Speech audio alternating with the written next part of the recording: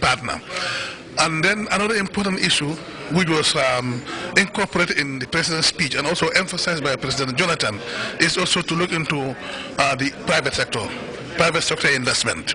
You understand? So if Japan comes to invest in the private sector, particularly in the area of energy, and road construction, this provides us, as the community of West African states, to be connected, to be linked. At TCAD 5, Prime Minister Abiy announced a development package estimated at $32 billion for Africa over the next 5 years. But President Jammeh was quick to point to the need to have the money pumped in what he called priority areas.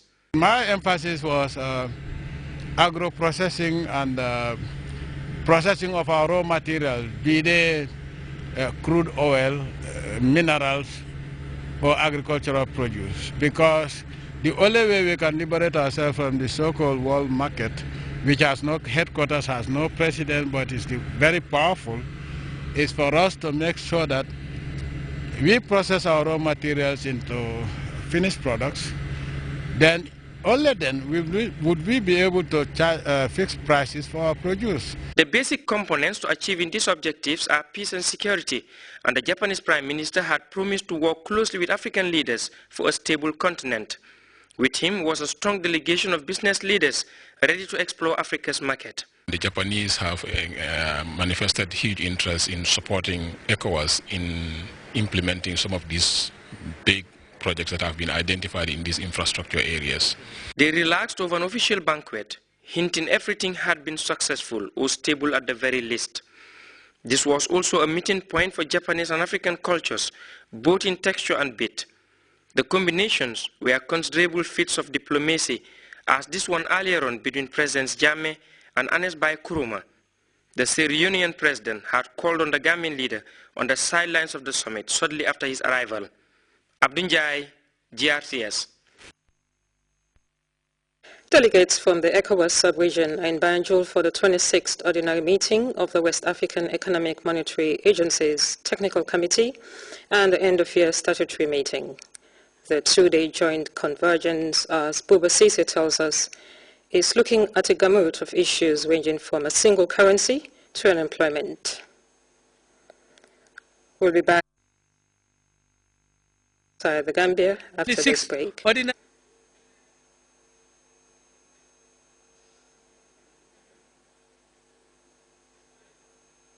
Affairs Committee and the Operations and Administration Committee.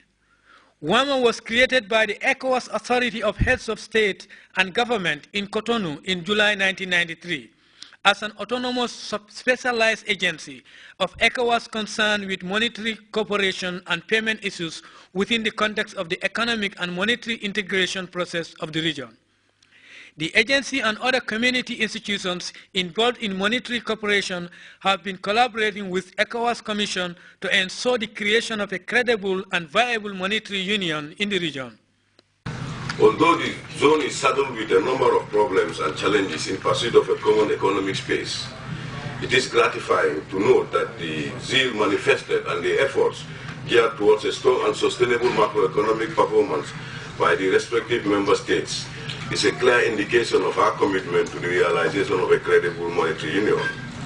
I would therefore like to thank the Director General of WAMA and his staff, whose continued hard work remains pivotal for the achievement of a common economic union.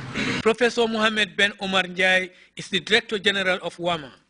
However, there are a lot of challenges still to overcome in order to set ECOWAS member states in the path of sustainable and inclusive growth, in line with the objective of significantly mitigating poverty and unemployment.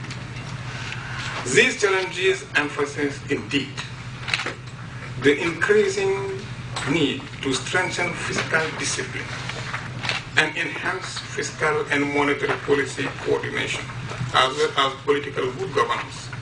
Among the challenges faced by the member states in the collective journey of regional integration is insufficient attention to the resolution of the establishment of a credible and sustainable single monetary zone in West Africa.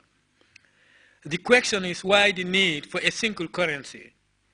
Well, the acting director of multilateral surveillance at ECOWAS Commission explains.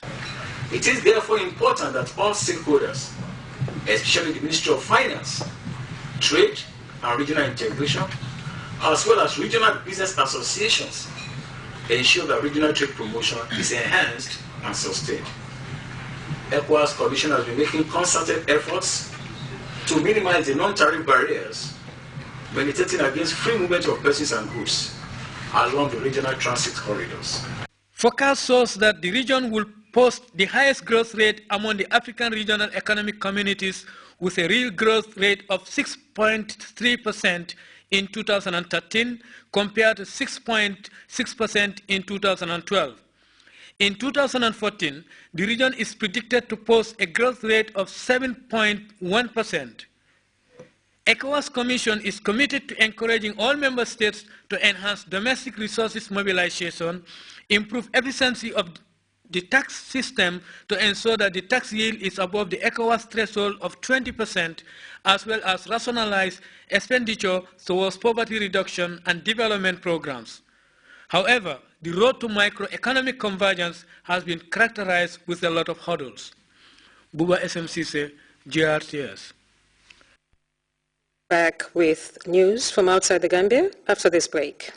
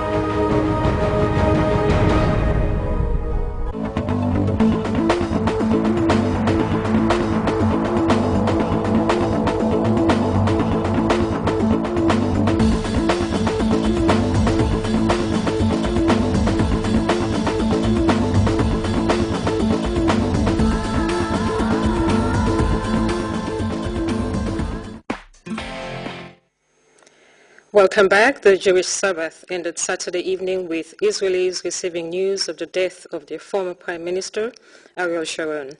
He passed away Saturday after spending 8 years in coma.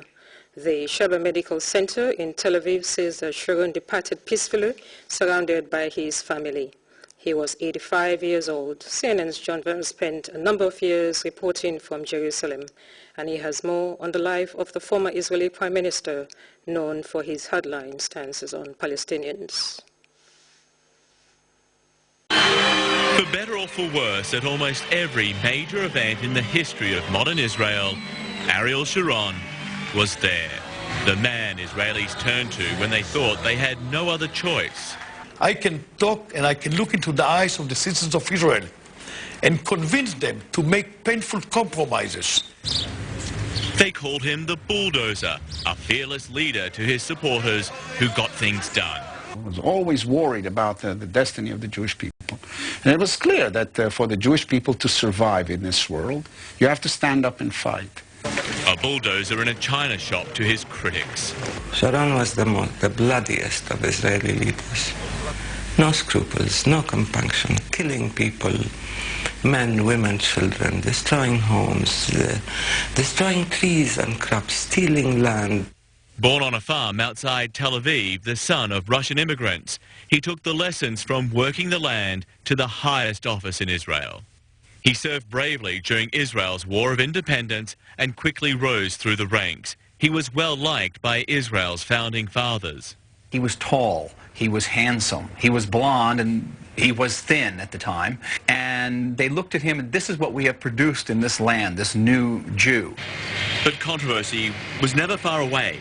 In 1953, after a wave of guerrilla attacks from Jordan, he led the infamous Unit 101 on a raid into the border town of Kibbutz, blowing up 45 houses, killing 69 Arab villagers. Sharon said he thought the houses were empty.